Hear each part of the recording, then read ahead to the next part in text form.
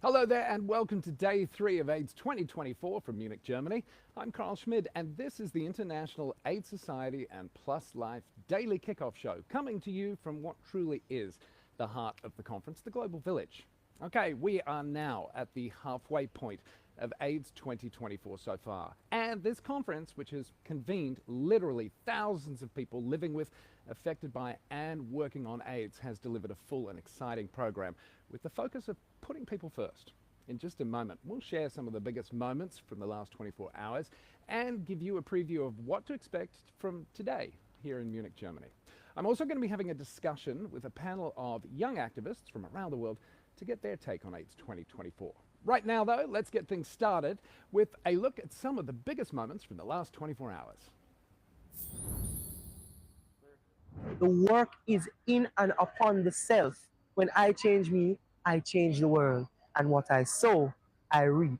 And if you believe in these 3 rules of empowerment, there's nothing that can stand in your way. Excellence in HIV research related to children and adolescents was celebrated, with a special award being handed out at the Putting People First, the Way Forward plenary session.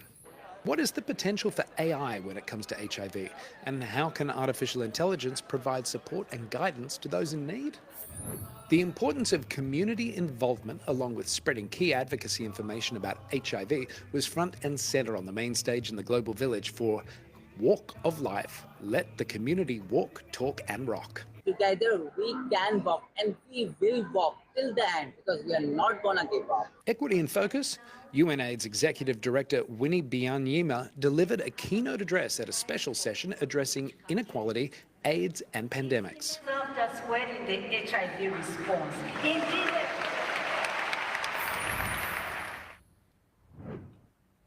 UNAIDS is not just focused on health equity when it comes to HIV, but also ensuring that people really are being put first when it comes to ending HIV. I caught up with Ben Phillips from UNAIDS to find out how we make sure that's actually being achieved. Lots going on here at the conference. What can we expect from Winnie's keynote speech on equity and focus? So what Winnie's going to highlight is that success in the HIV response and justice in the HIV response are inseparable.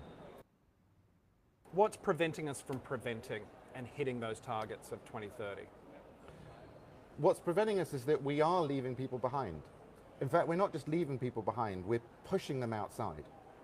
When you have hateful laws that tell people we will hunt you down for being gay, we will crush your life because you have a drug dependence, we will stigmatize and shame you because you're in sex work, and then you say to people, oh, can you come into the clinic? I mean, who wants to do that? And so we won't have prevention until we have inclusion. Yeah, you know, the work that UNAIDS and so many other global organizations do is crucial to us ending HIV. And it's not just the work that they're doing. Here's some of what's being done by others that's coming up later today. 3 renowned scientists join moderator Juan Michael Porter to talk about global research collaborations, and they'll provide insights to lessons learned from the HIV pandemic.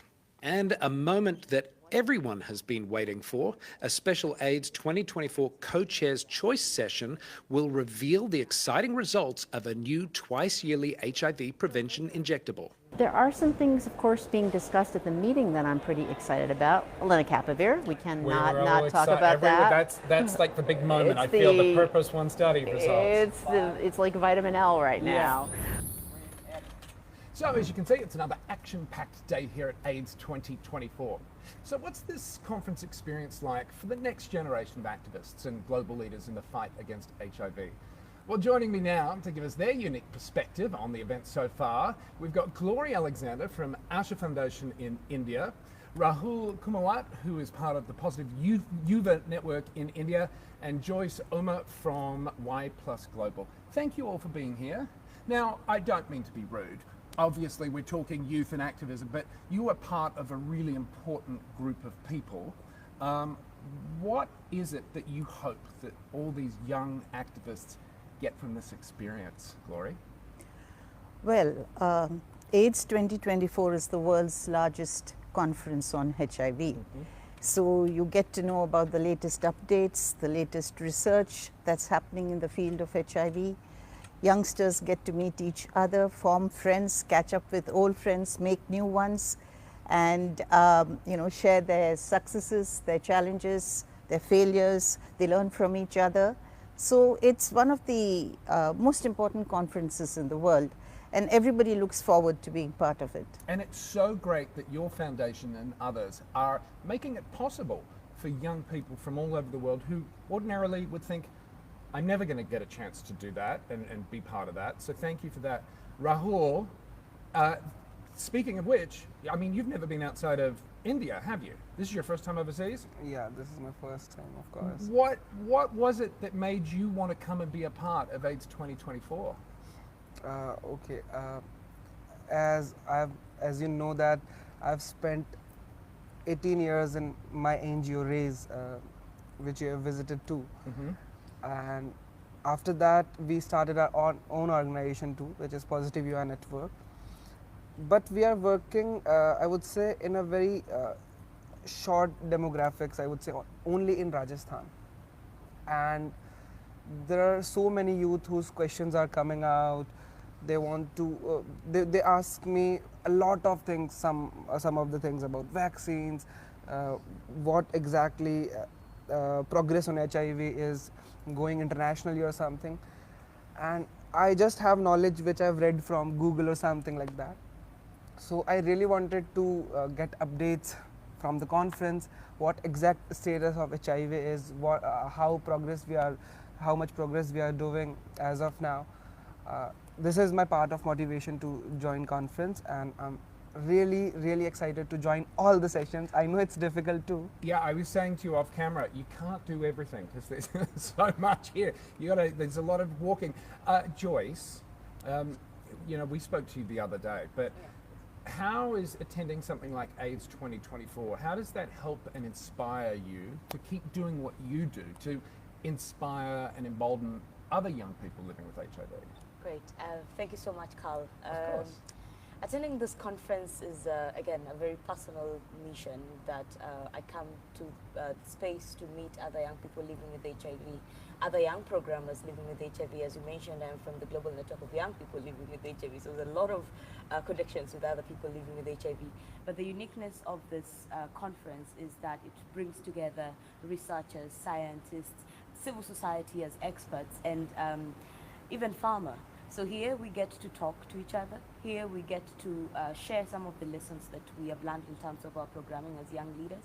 Here we get to demonstrate, protest. That was fun. You get your voices heard. Yeah, which we is get our voices heard. That's really important yes. too. Yeah. So I think that's the uniqueness of this conference, and the fact that it happens predictably after every 2 years. We get to gear and plan towards attending it, even though sometimes some of our young people didn't make it because of visa issues. But nonetheless, we're here and we made our voices heard as well. Yeah, and to that point, Glory, why must young people like Rahul and Joyce have their voices heard and have a seat at the table at conferences like this and others around the world?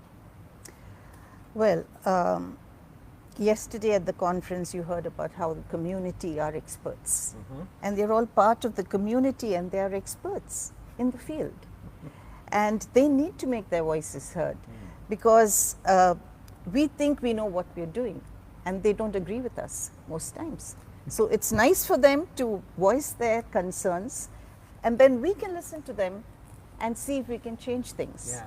So to that point, Rahul, what has your message been to when you've had an opportunity? I think you're doing something with former New Zealand Prime Minister. I mean, you're rubbing shoulders with really high-profile people here.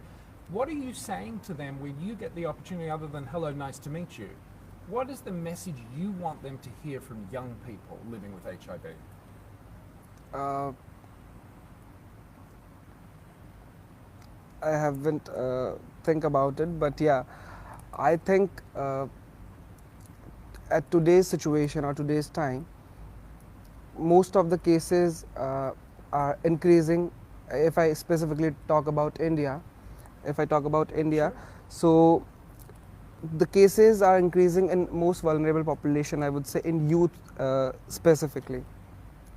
and as a youth, I would say only we can understand them, or they can understand our voices too.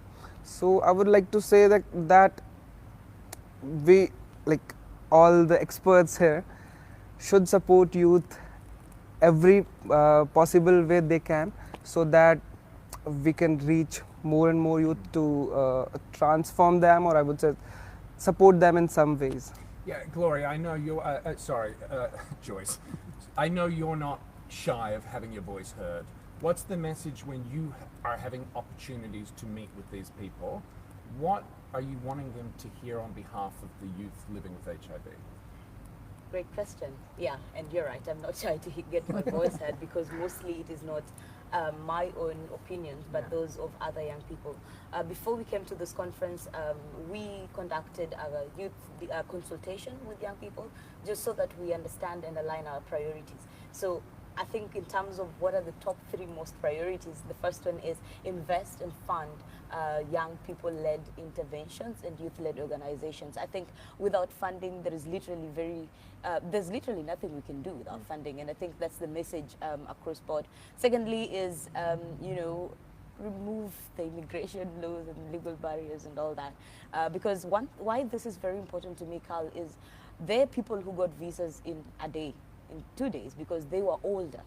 But there are young women who, at a record of 60 days, still didn't get their visas because, one, they were either flight risks or didn't have children or didn't own property. So that's the depth of inequality that we are talking about. And finally, I think the ethical and meaningful engagement of young people is very important. Partners, scientists, everyone always needs a reminder of why ethical engagement is important. And beautifully, we have also put this together in resources and guidelines, such as the We Matter Values guidelines that shows the elderly population, those living with aging, and many other beautiful terms that have been used to define the older population on how to ethically and meaningfully engage with young people. Yeah, Rahul, what is it like for you to be able to mix with people like Joyce and other young people living with HIV from all over the world, and to be able to just share your personal experiences and on what it's been like for you growing up as someone living with HIV versus what someone like Joyce has experienced, or someone, maybe from one of the European countries or Australia or New Zealand? What's that been like? I haven't been a part of that conversation or that kind of group. This is my very first time. Yeah, but you're here and you've had now a couple of days to mix with people. What's it been like mixing with other young folk? Yeah, so I'm also a part of Young Leaders program, where I have connected more than 30 youth from a lot of countries, and we all came together.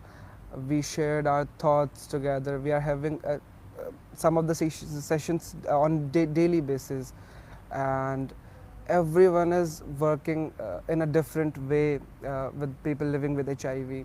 Some of them are working on sexual and reproductive health. Some of them are working for advocacy, and that's somehow also inspiring me to do more and more.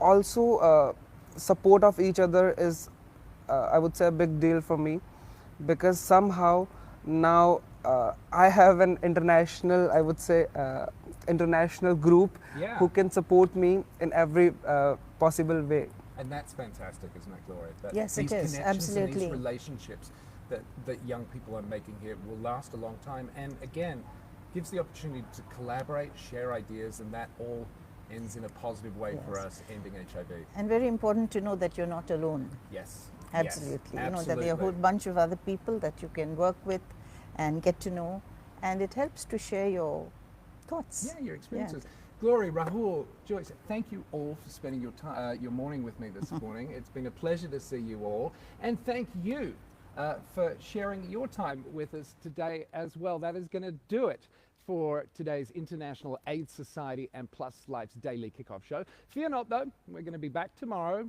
same time, same place-ish, for day 4 of AIDS 2024 and everything you can expect there. I'm also going to be joined by some scientists and doctors who are attending the conference, and we're going to talk about how they are putting people first when it comes to HIV.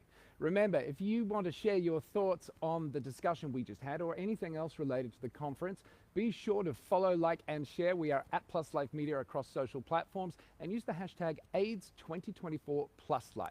And if you're here attending the conference, come by and see us in the Global Village and say hello at the Plus Life stand. From all of us here at Plus Life, I'm Carl Schmidt. Thanks for watching. I'll see you again tomorrow.